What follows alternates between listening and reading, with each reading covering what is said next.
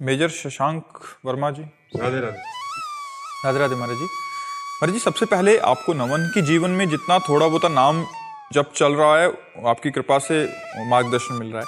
महाराज जी, मन कभी कभी विचलित सा हो जाता है कि अपने काम के चक्कर में अपनी धर्म पत्नी जो माँ बनने वाली है, उनको कुछ महत्वपूर्ण समय पर उनका साथ अगर ना रह पाया तो पति और पिता के कर्तव्यों से पीछे ना रह जाऊं। हाँ, पर राष्ट्र का कर्तव्य आपके कंधे पर है।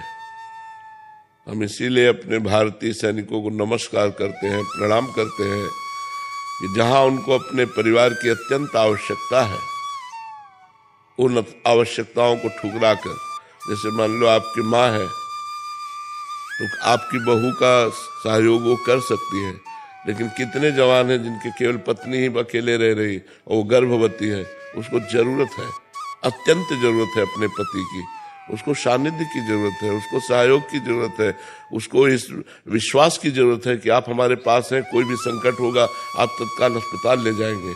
लेकिन आप बॉर्डर पर खड़े हैं, आप वहां राष्ट्र सुरक्षा में खड़े हैं। इसीलिए हम नमस्कार करते हैं कि एक सन्यासी का जीवन और एक सैनिक का जीवन लगभग मिलता जुलता है। वो अपने परिवार के मोह को, परिवार की आवश्यकता को तोड़ करके राष्ट्र की सेवा में लगा है। इसी बात के लिए आपको नमस्कार है। आप चिंता न करें, आप चिंता न करें।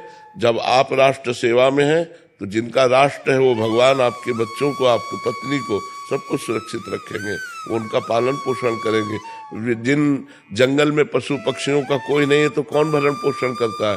भगवान ही तो करते हैं ना। आप चिंता ना कीजिए, आप निश्चिंत रहिए, भगवान ऐसी व्यवस्था कर देंगे कि अगल बगल के लोग सहयोग कर देंगे।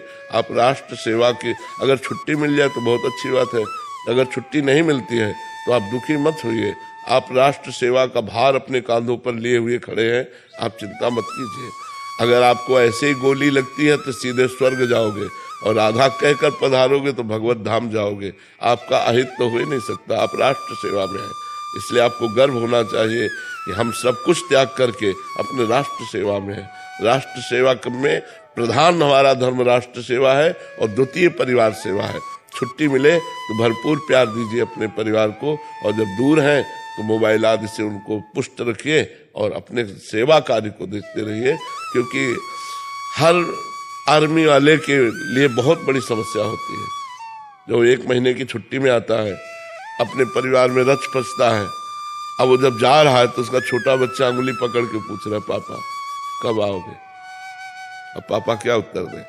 पता नहीं आना होगा कि नहीं आना होगा, क्योंकि ऐसी राष्ट्र सेवा ये है कि बॉर्डर में खड़े हैं, कहीं भी तैनात है, कहीं भी किसी से भी मुठभेड़ है, आतंकवादियों से है, कभी कहीं भी कोई भी क्षण मृत्यु अपना ग्रास बना सकती है। तो ये नमस्कार योग्य है कि वो अपने परिवार के मोह का त्याग करके, परिवार की सुख सुविधाओं का त्याग करके, हर पुरुष चाहता है कि मैं अपने घर में सोऊं, दिन भर कहीं भी काम करूं, रात्रि में तो अपने घर में सोऊं, लेकिन वो कहाँ कैसी कैसी परिस्थितियों में। इसलिए हम भारतीय सैनिकों का सम्मान करते हैं और अपने भारतवासियों से प्रार्थना करते हैं कि भारतीय सैनिकों का सम्मान करें, उनको एक नौकर ना समझें। वो बहुत बड़ा बलिदान देकर नौकरी कर रहे हैं। व्यापार और नौकरी जीने के लिए तो और भी साधन है, लेकिन केवल पैसे के लिए ही नहीं है, ये राष्ट्र के लिए है। राष्ट्र के लिए सीधे गोली खाते हैं। इसलिए नमस्कार करो और इनका आदर करो।